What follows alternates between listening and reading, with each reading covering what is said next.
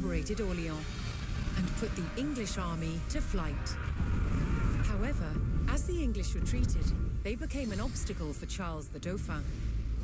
He needed a clear path from Chinon to Reims, where he would be crowned king. Nearing the town of Patay, the English sought to regroup. But Jeanne d'Arc and her French army were closing in.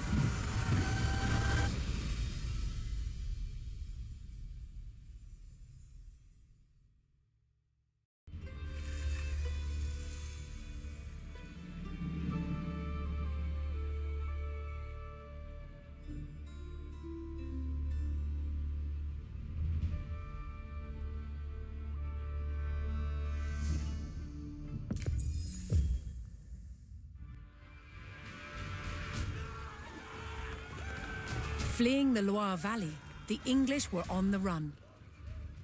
As they retreated northwards, a French vanguard was in close pursuit.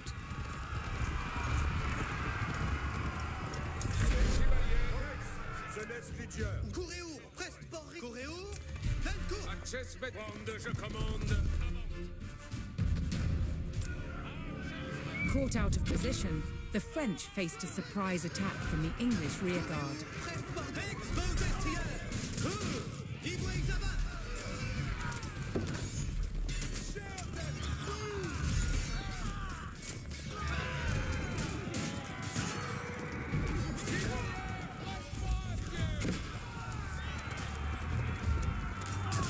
A detachment of English archers blocked the road with palings, an effective measure against cavalry.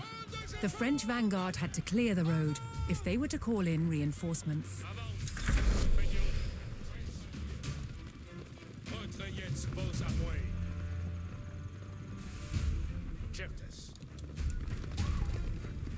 Avertisez votre courage, compagnons.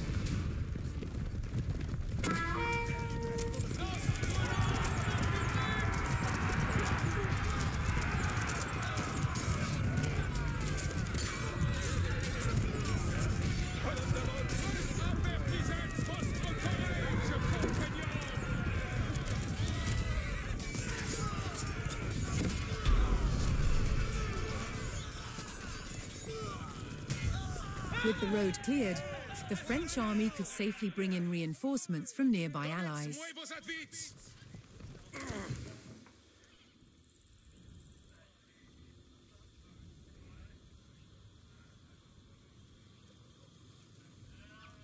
The French army paid their ally and received a detachment of reinforcements.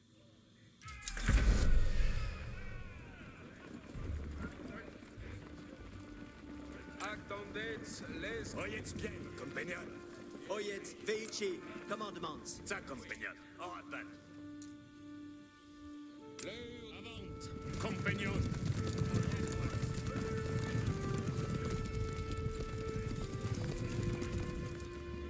Compagnon, nos allons.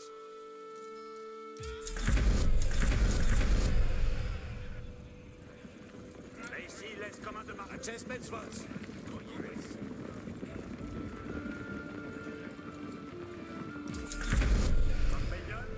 Oyez bien, compagnon. Nos despartans, brillamment.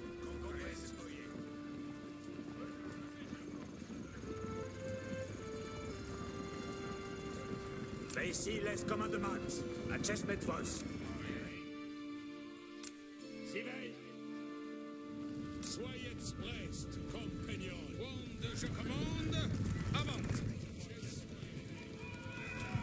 Hearing the rallying cry of the English coming from the village of St. Sigmund, the French were alerted to the enemy position.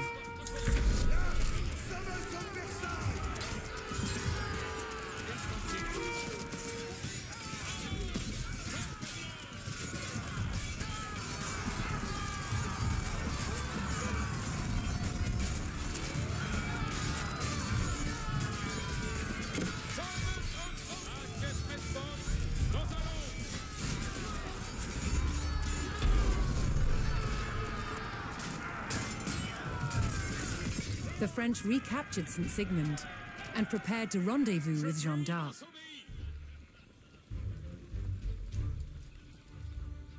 but a large English detachment had set up a blockade.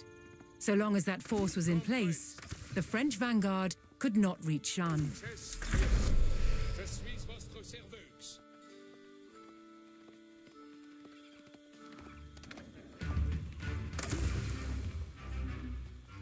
L'heure, c'est comme vos Voldrez.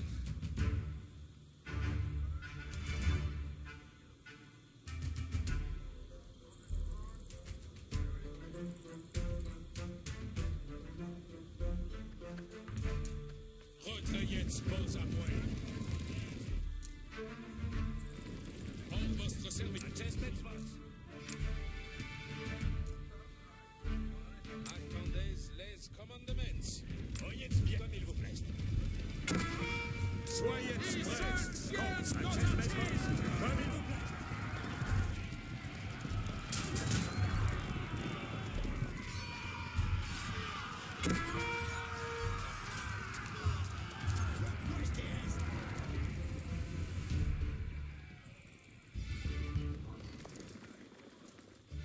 The French army saw a chance to bolster their numbers and sent payment to their ally in return for reinforcements. Attendez les commandements. Sommes en ordonnance. Anderson! Ici nobles commandements. Compagnon, ici les commandements. Alors, ça permet. Avertissez votre courage, compagnon.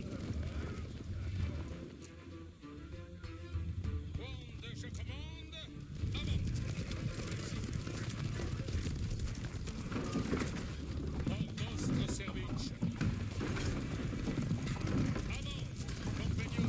Je suis votre service. Pour votre service.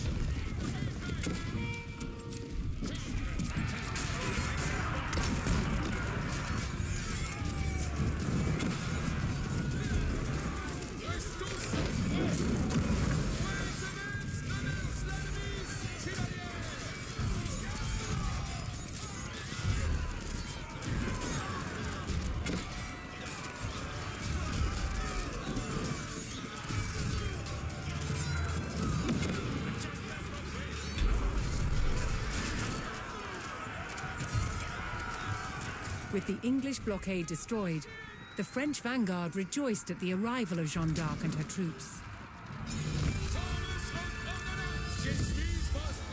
With their rearguard eliminated, the remaining English forces would now seek to escape the valley through the town of Patay.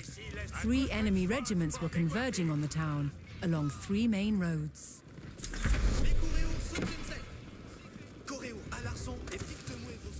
Jeanne had either to stop the regiments on the roads or race ahead to fortify Patay itself.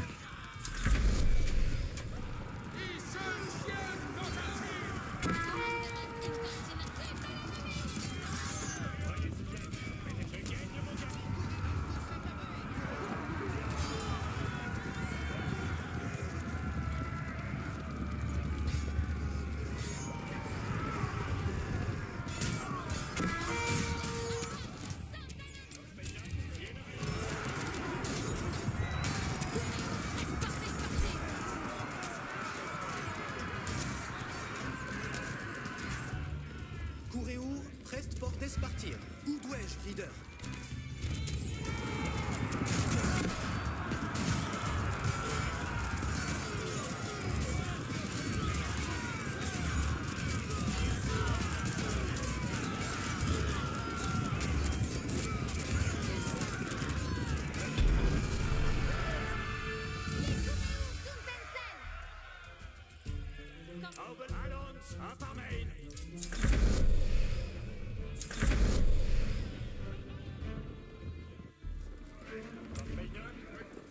Ici les commandements. Adjustment vos. Soyez prêts, compagnons.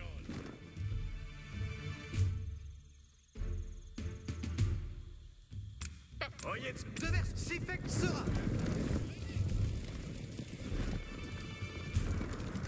Coréour à l'arçon et prest. Heix, baudestrière.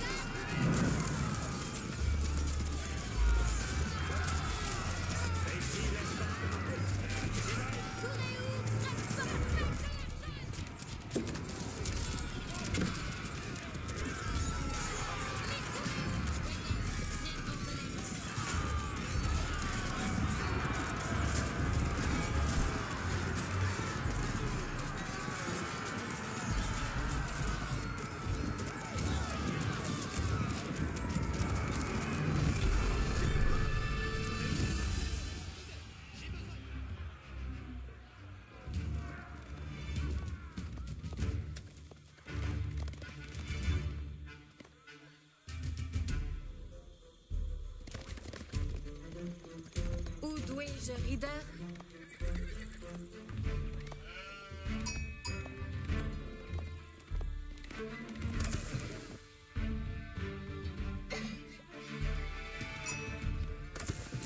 Ridet, courez-vous! Soyez prêts, je fais vos commandements. Campagne, courez-vous! À l'arson, courez-vous!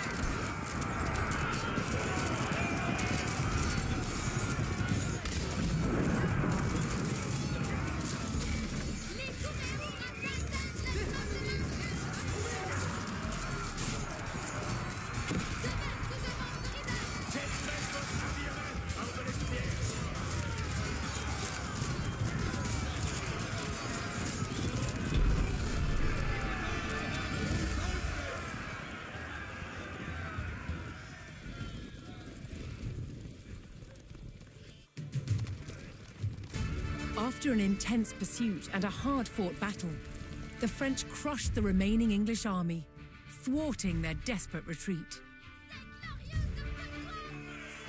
Now the triumphant Jeanne d'Arc could safely lead Charles to Reims for his coronation as King of France.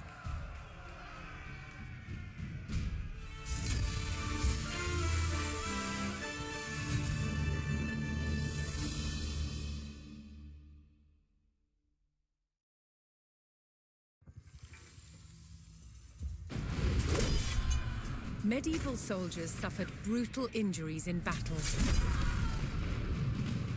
Their chance of survival lay with barber surgeons.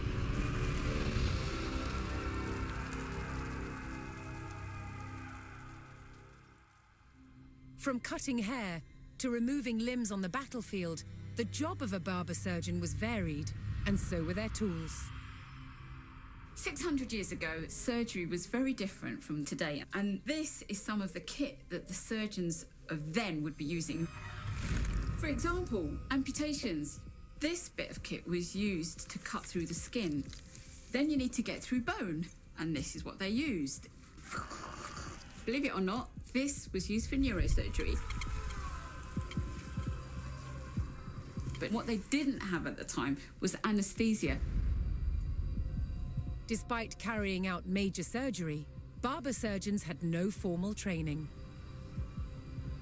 What they learned on the job, and the place where they practiced the most was the battlefield. This was also a time when new surgical techniques were developed, particularly when it came to saving the life of a future king. In 1403, 16-year-old Prince Henry was injured in the Battle of Shrewsbury while fighting rebels trying to overthrow his father, King Henry IV. The arrow penetrated his right cheek and became lodged at the base of his skull. He was very lucky it didn't kill him instantly. Prince Henry pulled the arrow from his face. The shaft came out, but the arrowhead remained lodged inside. They needed to get that out before infection set in and killed him. To the rescue, celebrated surgeon John Bradmore. Bradmore recorded what he did to save the prince's life, including a picture of the tool he made to extract the arrowhead. And it works by ensuring that the tip is closed and then inserting it along the track caused by the arrowhead until it meets the arrowhead. Then the screw is turned to expand the tip, locking it in place inside the arrowhead. And then ever so slowly and gently, you extract, making sure that you don't lose it along the way. I'm amazed by the skill that would have been needed to do this successfully. Can you imagine how good that felt when that came out? The young prince survived to become King Henry V, hero of Agincourt. But perhaps the real heroes of medieval medicine were the barber surgeons, who saved countless lives on the battlefield.